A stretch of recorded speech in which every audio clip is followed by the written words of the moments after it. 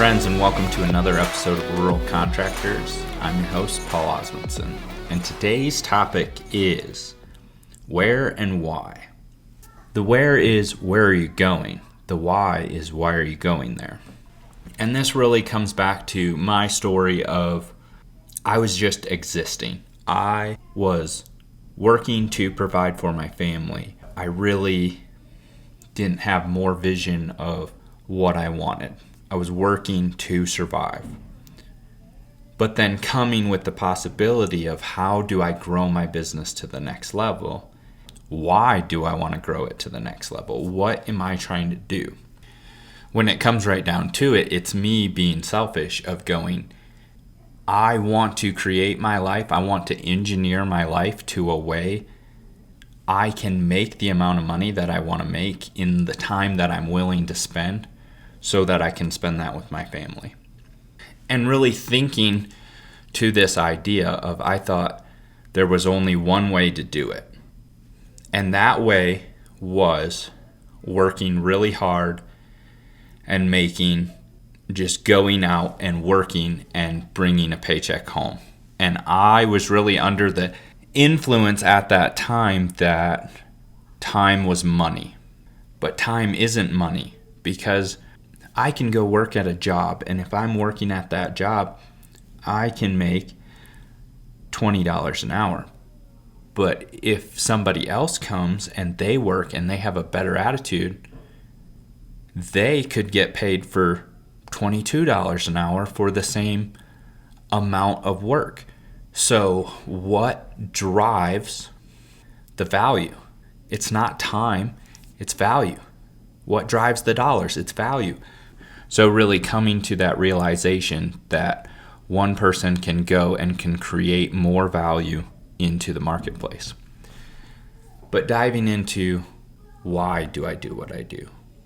Why do I want to do construction?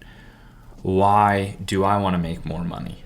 And that really came to, so I had this one idea of time is money. I thought I was tired of living in debt. I want to pay off a lot of this debt. So I'm going to sacrifice the time with my family to go and create more income.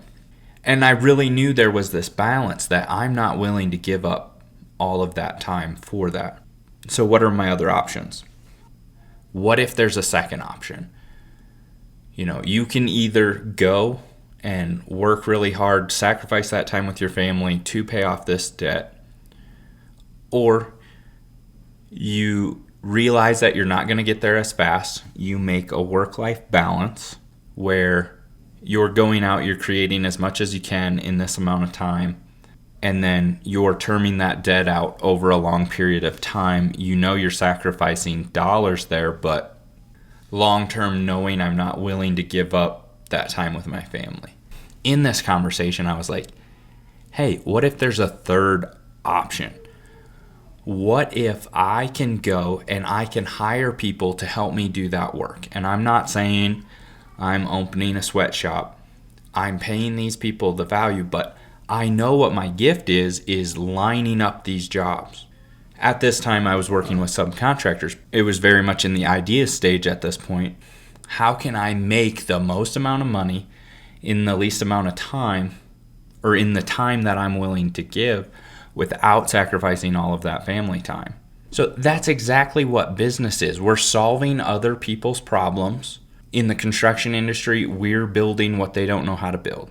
So in this, I knew I was very capable of lining up the jobs to create more income for myself. So business owners make money off of other people's time, especially when you're on a service-based business. Are we taking advantage of these people? No. These people get to choose whether they want to work for me or they want to work for somebody else. And my desire is to make that such an enjoyable experience that they would rather work with my team. So when you start to collect a little bit of money off of these other people, what are you doing?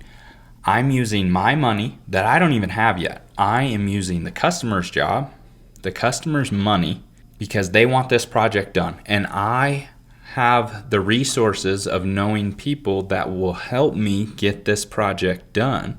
to create an income. So they're paying me to do the project. I'm paying these other people to help me do the project. And I'm keeping a little bit more of the pie. I'm building my business by owning the tools. But who's paying for the tools? The customers are paying for the tools over a long period of time. So in that, it allowed me to create more income in 50 hours a week so that I can build a sustainable lifestyle that I enjoy. So why do you do what you do? And why do you want it? I wasn't building Modern Shed Builders to get 1 million Instagram followers. We're showcasing our work to provide for our families, to provide for my family, to provide for the family of the workers that are on my team. And in doing that, we're offering an amazing service to people that want our product or service. So why do you own your own business? Is it for the freedom? Is it for the money? Is it for the freedom to have this time with your family? And why do you want it? And what are you building your business to?